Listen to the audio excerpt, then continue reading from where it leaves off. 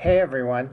I wanted to take an opportunity to quickly make a video about something that I was actually came across while looking at houses on Zillow. And as most of you know, we're looking to relocate back to Florida. So I spend a lot of, not free time, but like when working out, I'll be looking through Zillow and just kind of checking to see what's available. And the other day I found a home listing and it was about $200,000. And in the description, it said that it is a good rental home. And in fact, it currently has a renter. And the renter is paying $1,300 a month. And it made me realize the power of what we have in this business. And I'm going to explain. And let's just suppose you are looking for additional income and you're looking at real estate and you're looking for a property, and this particular one that I found that was $200,000 works out to be the one. And you agree on a price with the seller and it's 200,000. And because it's an investment property, you put down 50%. So you put down $100,000 on this property and you finance $100,000. And let's say you finance it over 15 years. Right now, interest rates are about 4% on a 15-year loan. So let's just round it all off and say 4% at $100,000, 15 years. The principal and interest would be $740 on that loan. Okay, so you've put down 100,000 and you're paying $740 for principal and interest. Now you have to carry insurance and you have to pay taxes. And again, we're going to be conservative, but let's just say that comes out to about $300. And it's probably a lot more than that, but again, conservative. And let's just round down to make the numbers easier and say that your monthly P&I plus insurance plus taxes is $1,000. So you've put $100,000 down and you continuously for 15 years are putting $1,000 into this property. Now, the description said the renter's paying $1,300. So the 1,300 that the renter's paying you, minus the $1,000 that you're paying the bank, leaves you with obviously $300. But there's repairs and maintenance on the property too. I mean, stoves break, refrigerators break, leaks happen, toilets overflow, whatever. As a landlord, you're responsible for it. And because sometimes there's going to be big expenses, sometimes there's going to be months with no expenses, let's just budget $100 a month for repair and maintenance. So you're paying $1,100 out per month and you're getting in $1,300 per month. So your grand profit is $200 per month. Now, I don't want to minimize the tax benefits of owning property, and there's a potential that the property will go up in value. And I say potential because we always think, well, real estate does go up, and over time it does. But for those of us who lived through the recession of 2008, 2009, we saw a lot of people lose their homes and rental homes. Um, Things got frothy in Florida where people were able to get loans and have two or three rentals. Well, what happened was the values on those homes went down, and basically they lost their homes. Um, so it doesn't always happen, but usually the value does go up. But I did read this morning on Zillow that home increase has slowed down. Home price increase has slowed down. And a lot of people, if you check your Zillow values, you'll find that they've actually gone down over the last month. And it's trending that way. Home sales are trending down, and so is the property value prices trending down. Not saying that that's anything major is coming, but you never know. Anyway, so let's get back to this investor. This investor is making $200 per month on this home that he's already put $100,000 out on.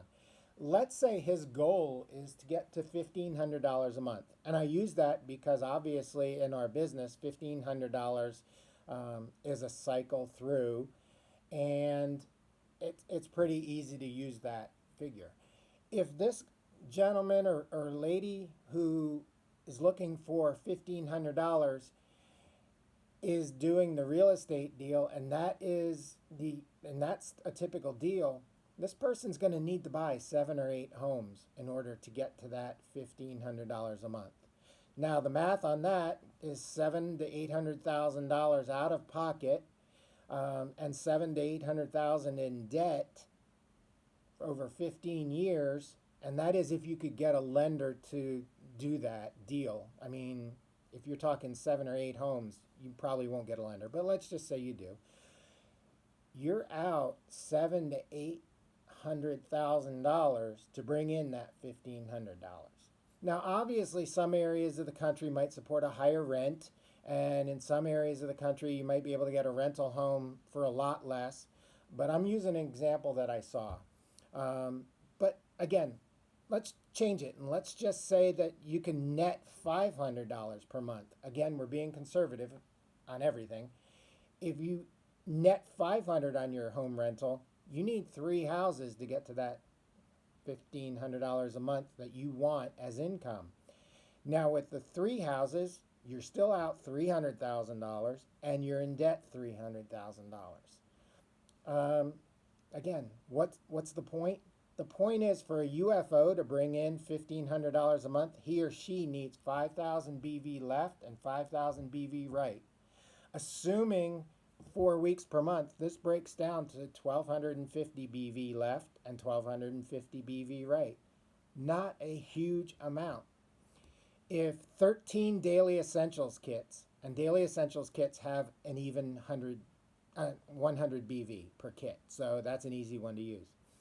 So if 13 kits moved on the left side and 13 kits moved on the right side per week in your entire organization, that's not necessarily saying you're moving it, that's saying your entire team is moving it. You hit the objective.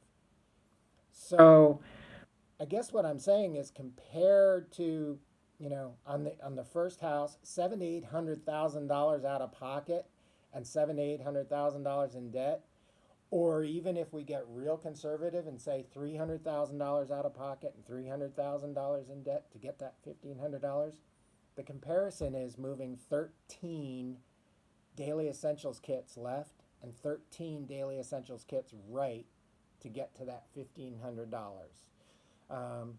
So that's the real value in this business, is understanding that it is a business and that you have the leverage of the team and everyone chips in, and you have the power of this equivalent of having, I don't know, 3 to 8 rental homes in order to get to that $1,500. Again, every market's different, and I understand that, and I'm just using, an exact example that I saw on Zillow.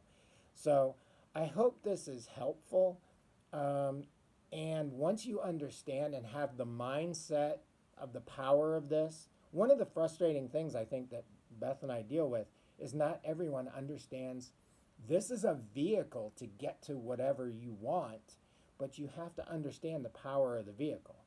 And some people only drive it in first gear, but you have 6 gears in this powerful vehicle.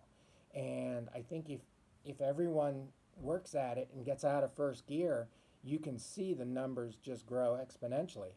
And this is an investment vehicle. You just have to understand, in this example, how it works. So I hope that was helpful. Again, it was a generalization, and again, if houses in your area go for $100,000 and you can get $1,500 rent, just play with the numbers, but you still see that you have to make the investment and have debt or pay it off up front. If you pay it off up front, then you're in the business, you're in that house for $200,000 or $100,000.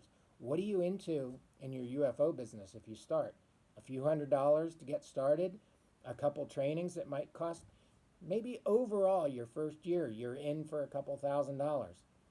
If you get to a 6-figure income by investing a couple $1,000s, isn't it worth it? Especially compared to what we just covered. So I want you to have a great day. I want you to think about this, and we're all moving forward. So I guess we all need to move those daily essentials kits. Thanks. Have a good day.